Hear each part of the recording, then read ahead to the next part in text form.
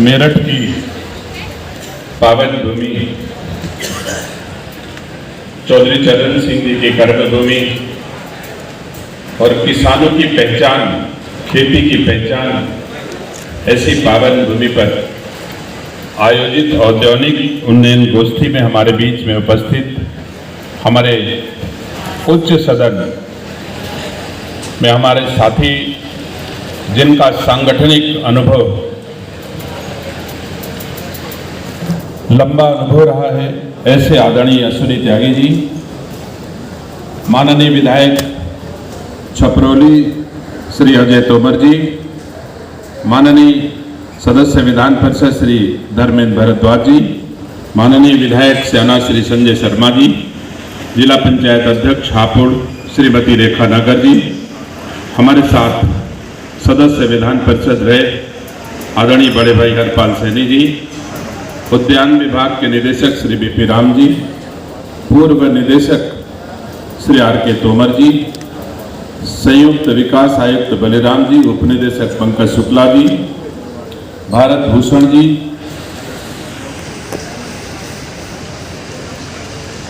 हमारे बुलंदशहर में जो किसानों के लिए नजीर हैं, ऐसे किसान और पूर्व सेना में रहे कर्नल देसवाल जी, मंच पर उपस्थित अन्य साथीगण और सम्मुख बैठे हमारे किसान भाइयों, उद्यान विभाग के अन्य अधिकारीगण जिनका मैंने नाम नहीं लिया, आप सबका हृदय से स्वागत करता हूं, अभिनंदन करता हूं, धन्यवाद देता हूं कि आप सब इस उन्नयन गोष्ठी का हिस्सा बने। आप ना आते तो शायद ये गोष्ठी सफल न होती, इसलिए आपके आगमन के लिए आपका हृदय से धन्यवाद देता हूं। सम्मानित साथियों, आज मन बहुत भारी है, क्योंकि ये कार्यक्रम पहले से आयोजित था। बड़ा ऊहापोह था कि जाऊं कि ना जाऊं। हमारे देश ने एक दुखद घटना घटित हुई, जिसमें हमारे गुजरात राज्य के पूर्व मुख्यमंत्री सहित बड़ी संख्या में लोगों को हमारे देशवासियों ने खोया है। इसका मुझे आज बहुत दर्द है, बहुत दुख है।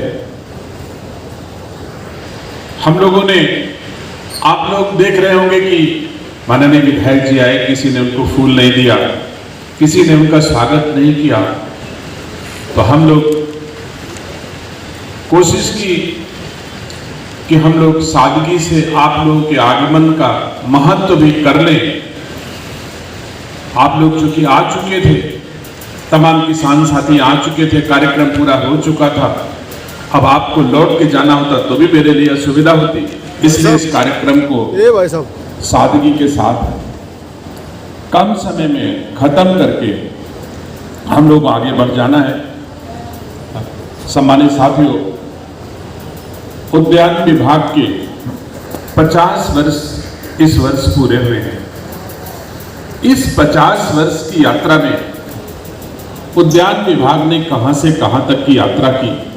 हो सकता है हमारे अधिकारियों ने हमारे बोलने से पहले उन्होंने बात कही हो, लेकिन मुझे खुशी है कि उद्यान विभाग के द्वारा इन 50 वर्षों में अपनी जो स्वर्णिम यात्रा की है, इस पर मुझे गर्व है कि उद्यान विभाग का एक एक अधिकारी, कर्मचारी ने किसानों के साथ, जनप्रतिनिधियों के साथ मिलकर के जो अपने विभाग का और राज्य के किसानों का सम्मान बढ़ाया है, इसके लिए मैं अपने सभी उद्यान विभाग के अधिकारियों का हृदय से धन्यवाद देता हूं। मुझे आज उद्यान विभाग के अधिकारियों को सम्मानित भी करना था, नहीं कर पाए। सहारनपुर के लोग बहुत ऐसे काम कर दिए जो हम लोग सरकार के लोग नहीं कर सकते, और मुझे गर्व है।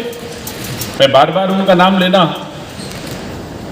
उचित नहीं समझता हूं, लेकिन 3000 एकड़ खेती गाजर की कर करके और अपनी गाजर को दुनिया के बाजारों तक पहुंचा करके नजीर बने कर्नल देसवाल इस बात के द्योतक हैं। ऐसे लोग बागपत में हमारे, अभी मैंने एक IQ यूनिट का लोकार्पण किया था। क्या नाम था तुम्हारे साहब उनका? आज जयदेव जी के यहाँ मैं गया था करने के लिए, मैंने 13.5 करोड़ रुपए उनको सब्सिडी दी है और इतना बढ़िया उद्योग उन्होंने स्थापित किया है। मैं आज पुनः उनको शुभकामनाएं देता हूं। वैसे मैंने जा करके वहां उस कार्यक्रम में शरीक होकर के उनका मनोबल बढ़ाया, उन्होंने स्थापित किया। हमारे मेरठ और सहारनपुर में शहद के किसानों के कारण हमारे उत्तर प्रदेश का सम्मान दुनिया में बढ़ा है। इतना बढ़िया शहद का उत्पादन करते हैं, इतना एक्सपोर्ट करते हैं कि हमारा आपकी मेहनत, आपका परिश्रम और सम्मान उत्तर प्रदेश और उत्तर प्रदेश की सरकार का आप बढ़ाते हैं। इसके लिए मैं अपने शहद के किसानों का भी हृदय से धन्यवाद देता हूं। सम्मानित साथियों, 50 वर्ष उद्यान के बीतने पर मानी है कि अभी तक मेरठ के किसानों ने कृषि विभाग की गोष्ठी तो रबी खरीफ जायद की सुनी होगी, लेकिन उद्यान विभाग की गोष्ठी तो आपने पहली बार ही देखी है और देख रहे हो, आज उसके आप साक्षी हो। औद्योगिक गोष्ठी आज के पहले, इसके पहले कभी नहीं हुई, पहली बार कृषि विभाग की भांति। वैसे हम कृषि विभाग के छोटे भाई हैं, उद्यान विभाग और कृषि विभाग के कदमों पर चलते हुए कोशिश है, इस प्रतिस्पर्धा में कोई बुराई तो नहीं, बड़े भाई को सेवा में आगे चला जाए, इसमें कोई बुराई तो नहीं है ना, कोई बुराई तो नहीं है ना। मुझे लगता है कि उद्यान विभाग धीरे धीरे मेहनत परिश्रम करके अपने बड़े भाई कृषि विभाग से आगे जा सकता है, इसमें कोई दो राय नहीं है। मुझे नहीं लगता कि कोई किसान उद्यान विभाग के किसानों की भांति एक भी कोई उदाहरण हमारे राज्य में हो। बहुत सारे ऐसे किसान हैं जो औद्योगिक खेती करते हैं, औषधि फसलें करते हैं, स्पाइसेस मसालों की खेती करते हैं, फूलों की खेती करते हैं, और जितना उन्होंने ऊंचाइयां हासिल करते हुए हमारी सरकारों का, हमारे राज्य का और राज्य के किसानों का सम्मान बढ़ाया है, शायद कृषि के क्षेत्र में सेवा करते हुए अथवा खेती करते हुए किसी ने इतना सम्मान बढ़ाया हो। तो मुझे गर्व है अपने औद्योगिक किसानों का और मुझे गर्व है अपने उद्यान विभाग का। आपको एक डाटा प्रस्तुत करते हुए समझाने का प्रयास करता हूं। इस राज्य की खेती योग्य कुल भूमि में केवल 10% भूमि पर औद्योगिक खेती होती है। क्या कहा मैंने? थोड़ा ठीक से समझना पड़ेगा। हमारे राज्य की खेती योग्य भूमि में कुल 10% हिस्से में औद्योगिक खेती होती है, 90% में कृषि मतलब अन्न की फसलें होती हैं, अनाज होता है, लेकिन 90% में वो 54% उपज लेते हैं और मैं 10% में 46% उपज लेता हूं। ये उपलब्धि है ध्यान में। तो थोड़े अंतर बचा है। कितना बचा अंतर? थोड़ा सा बचा है। थोड़ा हापुड़ का किसान, मेरठ का किसान, सहारनपुर का किसान चाह लेगा तो अगला जब हम औद्योगिक उन्नयन गोष्ठी कर रहे होंगे तो मैं उम्मीद करता हूं कि 51 औद्योगिक हो जाएगा और 49 कृषि हो जाएगा। ऐसा मैं उम्मीद करता हूं कि आगे हम लोग इतना आगे जा सकते हैं। सम्मानित साथियों, अब आज की तारीख में आप लोग आगे बढ़ो। पश्चिम के लोग खेती के क्षेत्र में बहुत ही समृद्ध है और जैसा हमारे फिर विधायक जी का उल्लेख करता हूं, उन्होंने कहा कि अधिकारी अपनी नौकरी छोड़ के खेती करते हैं, इसमें कोई दो राय नहीं। बहुत अधिकारी यहां पर बैठे हैं जिन्होंने नौकरी छोड़ी और खेती कर रहे हैं और नौकरी से ज्यादा खेती में फायदा उनको मिल रहा है। तो मैं उम्मीद करता हूं कि हमारे राज्य के किसानों की भूमि का रकबा, क्षेत्रफल तो घटता गया। बाबा के पास 50 बीघे जमीन रही होगी तो नाती के पास 5 बीघे बची होगी, इसमें कोई दो राय नहीं। तो अगर क्षेत्रफल घट रहा है तो हमको कुछ विचार करना चाहिए कि हम और कैसे कुछ कर सकें जिससे कम क्षेत्रफल में अधिक मूल्य की हम उपज ले सकें। सम्मानित साथियों, जिसके पास 10 बीघे खेती है, मेरा आग्रह है कि आप थोड़ा सा डाइवर्सिफाई करिए अपने को। परंपरागत धान, गेहूं, गन्ना की खेती के साथ साथ थोड़ा बहुत ऐसी नगदी फसलें, कैश क्रॉप, चाहे वो औषधि फसलें हो, चाहे मसालों की खेती हो, चाहे फूलों की खेती हो, चाहे सब्जियों की खेती हो, आप तुलना कर लो। हापुड़ का किसान, हमारे हापुड़ के डीएचओ में बैठे हैं, हापुड़ का किसान 1 एकड़ खेती में, 1 एकड़ शिमला मिर्च की खेती में 15 लाख रुपए की फसल लेता है। आप मुझे बताओ, सभी किसान हो और मैं भी किसान हूं, धान, गेहूं अथवा अन्न की कोई फसल ऐसी है जो 1 एकड़ में, अथवा गन्ने की भी ले लो, 15 लाख का गन्ना किसी 1 एकड़ में हो सकता है क्या? हो सकता है तो केवल ऐसी फसलें हो सकती हैं। इतना, और आप लोग तो भारत की राजधानी के बिल्कुल करीब बैठे हो, 1.5 घंटे की दूरी पर।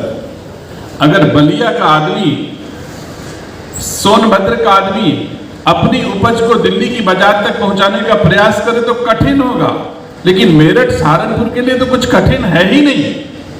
तो ऐसे में हमको ऐसी उपज लेनी चाहिए, इतना डाइवर्सिफाई करना चाहिए कि पारंपरिक खेतों के साथ साथ हमको औद्योगिक फसलों पर ध्यान दें, तो निसंदेह आपकी आय देश के यशस्वी प्रधानमंत्री आदरणीय नरेंद्र मोदी जी की आशा के अनुरूप दोगुना हो सकती है, इसमें कोई दो राय नहीं है। मैं आपको बताना चाहता हूं, हो सकता है आपके यहां हो रही हो, लेकिन मिर्जापुर में हमारे बड़ी अच्छी खेती होती है स्ट्रॉबेरी की, और 1 एकड़ में, वो भी 15 से 20 लाख रुपए तक 1 एकड़ में स्ट्रॉबेरी की खेती कर लेते हैं। ऐसे फूलों की खेती में बहुत स्कोप, फूल आपके यहां भी होता है, ऐसा नहीं कि आपके यहां नहीं हो रहा, लेकिन फूलों की खेती में भी आमदनी पारंपरिक खेती से बेहतर होती है, इसमें कोई दो राय नहीं। तो अगर आप फूलों की खेती में भी आप देखेंगे, और इन सब जितनी खेती का मैंने उल्लेख किया, सब पर हमारी सरकार आपके साथ सहयोग करने के लिए, सब्सिडी देने के लिए भी साथ साथ खड़ी है आपके साथ में। तो आप ऐसा कुछ करें तो निसंदेह हमारा और सम्मान बढ़ेगा, हमारे राज्य का सम्मान बढ़ेगा, हमारे किसानों की आय बढ़ेगी, हमारा किसान समृद्ध होगा। तो मैं उम्मीद करता हूं कि हमको आपको ऐसा जरूर करना चाहिए। सम्मानित साथियों, इसी के साथ खाद्य प्रसंस्करण की इकाइयों की स्थापना, मैं लगभग 35% से लेकर के 50% तक खाद्य प्रसंस्करण इकाइयों में, और अभी जो मैंने शिमला मिर्च का उल्लेख किया हापुड़ का, मैं फिर से आपको बताना चाहता हूं कि हम पॉली हाउस संरक्षित खेती के लिए जो हम आपको सहायता राशि, सहयोग राशि देते हैं, सम्मानित साथियों, वो 50% तक है। हम 28-30 लाख रुपए तक एक किसान को पॉली हाउस लगाने के लिए दे रहे हैं, और जब पॉली हाउस लगा लोगे तो 1 एकड़ में 15 लाख का शिमला मिर्च काट पाओगे। तो ऐसा करना चाहिए आपको, सरकार आपके साथ खड़ी है, तो थोड़ा डाइवर्सिफिकेशन आपके भी, आप पारंपरिक खेती के साथ हो। सम्मानित साथियों, मेरा आग्रह आपसे ये भी है कि खाद्य प्रसंस्करण के क्षेत्र में, जैसा मैंने अभी कहा कि बागपत में मैंने एक IQ यूनिट का उद्घाटन किया, और कर्नल देसवाल जी ने तो उससे बड़ी क्षमता का अपने यहाँ IQ यूनिट लगाई है बुलंदशहर में। सियाना के माननीय विधायक जी गए होंगे, हमको तो नहीं बुलाया, क्या नाम, कर्नल देसवाल जी ने। मैं उम्मीद करता हूँ मैं अपनी तरफ से जाऊंगा, हमको बुलाएं चाहे न बुलाएं। मेरा स्वभाव है, अपने विभाग में कुछ अच्छा करने का मन है तो मैं आपको देखने जरूर किसी दिन आऊंगा। लेकिन मैं जरूर कहना चाहता हूं, धरती से जो कुछ भी किसान मेहनत कर उगाता है, उसके प्रसंस्करण की इकाई स्थापित करने में हमारी सरकार, योगी आदित्यनाथ जी की सरकार आपको सब्सिडी देती है। हर कोई भी आप खाद्य प्रसंस्करण इकाई स्थापित करो, जो भी आप समझ सकते हो, उसके प्रसंस्करण की अगर इकाई स्थापित आप करते हो तो हम आपको 35% से लेकर के 50% तक सब्सिडी देते हैं। ये सरकारें सहयोग कर रही हैं। वाकई किसान को भगवान कहा जाता रहा है, लेकिन सचमुच किसान को भगवान के रूप में कोई सम्मान दे रहा है तो आज की तारीख में योगी आदित्यनाथ जी और देश के यशस्वी प्रधानमंत्री आदरणीय नरेंद्र मोदी जी किसान को किसान भगवान के रूप में सम्मान आपको दे रहे हैं। मैं उस विषय में नहीं जाऊंगा, किसान सम्मान निधि क्या दिया, आदि आदि क्या दिया, लेकिन मैं कह सकता हूं कि कोई ऐसा सहयोग नहीं है जो आपको हमारी सरकारें ना दे रही हो। मान लो धान गेहूं के साथ साथ आपने हल्दी उगाने का प्रयास किया कि हल्दी की खेती हो जाए। आम के बाग में, तोमर साहब, आम के बाग में तो हल्दी की खेती होती है ना, हो सकती है ना, इसी को सह फसली शायद कहते हैं। आप तमाम ऐसे हैं जी,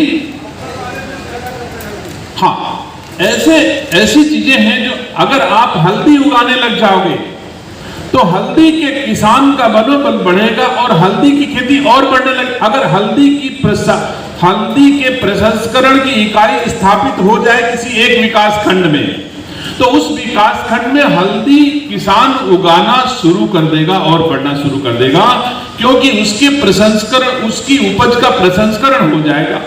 अब आपने तो हल्दी उगाने की चक्की लगा ली, तो कोई ना कोई पैकेजिंग यूनिट भी लगा लेगा, उसकी पैकिंग के लिए लगा लेगा, कोई उसकी सप्लाई चेन ले लेगा, कोई ऐसे करेगा। तो आप देखो कि आप रोजगार लेने वाले नहीं, रोजगार देने वाले बन जाओगे। तो प्रसंस्करण इकाइयों की स्थापना जैसे आप करते हो तो एक तो वैल्यू एडिट हो जाती है, आपका मूल्य संवर्धन हो जाता है। आप खड़ी हल्दी बेचोगे तो कम दाम में बिकेगी और पिसी हल्दी बेचोगे तो डबल दाम में बिकेगी। तो ऐसे में हमको आपको कोशिश करना चाहिए कि प्रसंस्करण इकाइयां अगर होंगी तो हमारा जो वैल्यू घट जाती है। जैसे मान लो टमाटर सीजन में बहुत अच्छा पैदा हो गया, अगर टमाटर की प्रसंस्करण की इकाइयां स्थापित नहीं है तो टमाटर का मूल्य गिर जाता है। और टमाटर का अगर पाउडर बना के आपने रख लिया तो उसकी शेल्फ लाइफ भी बढ़ गई और आप आराम से उसका वैल्यू कभी गिरने नहीं पाएगा। चाहे आप पाउडर बनाओ, चाहे केचप बनाओ, बहुत सारे फॉर्म में बहुत सारी चीजें हैं जो आप बना सकते हो। ऐसी बहुत सारी चीजें का वैल्यू एडिशन हम कर सकते हैं और उसकी शेल्फ लाइफ बढ़ा सकते हैं। तो खाद्य प्रसंस्करण इकाइयों की ओर भी हमारे किसान, हमारे जनप्रतिनिधि प्रयास करें कि हम इसका वैल्यू एडिशन हम खाद्य प्रसंस्करण की इकाइयां स्थापित कर सकें। इसी के साथ ही इस क्षेत्र में आम की खेती बढ़िया होती है, इसमें कोई दो राय नहीं। मैं भी एक बार आपका रटौल, मलियाबाद का दशहरी और कुशीनगर का गौरजीत,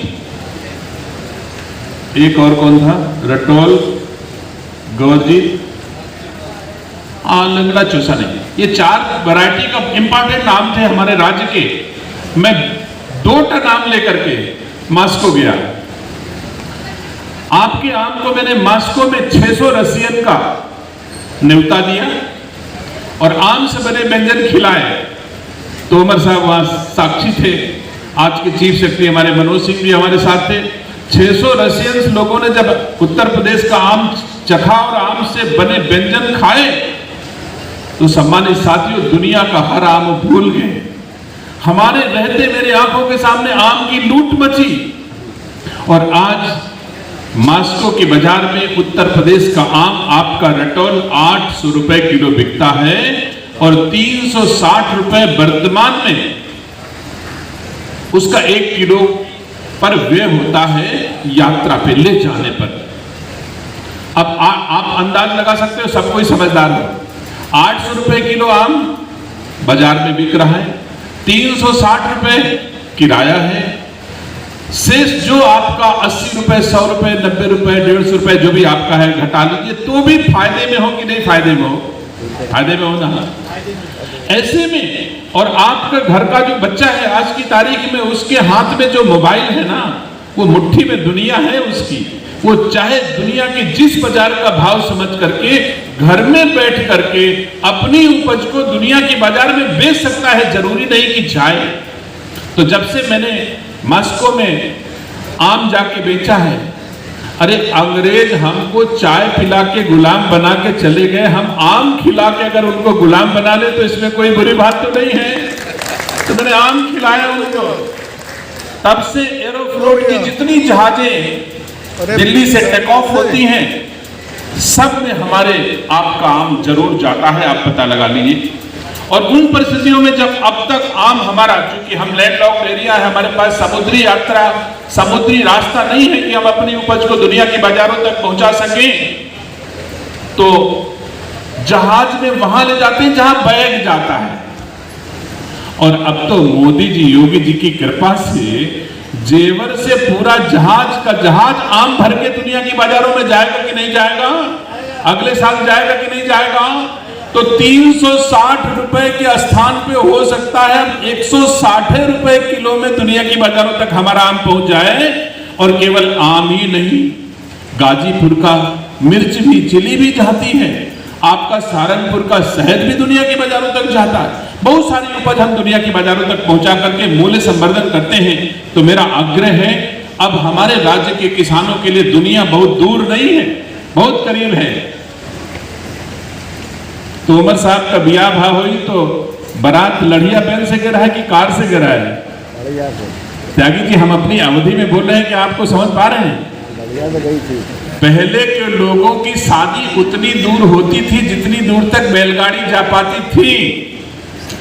थोड़ा हमारा इंफ्रास्ट्रक्चर बढ़ा, आवागमन के साधन बढ़े, तो एक जिले से दूसरे जिले, दूसरे जिले से एक राज्य से दूसरे राज्य, और आज की तारीख में जितने लोग बैठे हो, इसी में से किसी न किसी की रिश्तेदारी दुनिया के किसी दूसरे देश में होगी कि नहीं होगी। जो हम शादी ब्याह दूसरे देश में कर सकते हैं, तो व्यवसाय हम एक देश से दूसरे देश में क्यों नहीं कर सकते हैं आज की तारीख में। तो हमको आपको बड़ा हृदय करके राज्य के किसानों को भी अपनी उपज को दुनिया की बाजारों में पहुंचा करके मूल्य संवर्धन के उपाय करने चाहिए। हम मंडी, हमारे पास कृषि विपणन, कृषि विदेश व्यापार और कृषि निर्यात विभाग भी है। मैंने राज्य के हर जिलों में संकल्प लिया है कि अब केवल दिल्ली, बंबई, कलकत्ता, मद्रास के ही लोग एक्सपोर्ट नहीं करेंगे। गांव की गलियों में डोमेस्टिक एक्सपोर्टर की पहचान करके मैं उनकी मीटिंग करता हूं और उन्हें प्रोत्साहित करता हूं कि आप अच्छे एक्सपोर्टर बनो, राज्य के किसानों की उपज की दुनिया की बाजार तक पहुंचाने में हमारी मदद करो। मैं आपकी मदद करता हूं, आप जो कुछ ले जाओगे मैं उसमें छूट दूंगा आपको। यात्रा में आपको इतने रुपए प्रति किलो हम उनको छूट देते हैं। तो बहुत सारे एक्सपोर्टर को, इसी में से बहुत सारे एक्सपोर्टर बन सकते हैं, कोई बड़ी बात नहीं है। मैं आपको आमंत्रित करता हूं कि आप सब आए और राज्य के किसानों की उपज को दुनिया की बाजारों तक पहुंचाने में आगे बढ़े। आप भी एक्सपोर्टर के रूप में काम कर सकते हैं, अच्छे किसान भी हो सकते हैं, अच्छे ग्रोअर भी हो सकते हैं, अच्छे उद्योग वाले उद्योगपति हो सकते हैं आप, अच्छा लगा करके उत्तर प्रदेश सरकार के सहयोग से, और अच्छे एक्सपोर्टर भी बन सकते हैं।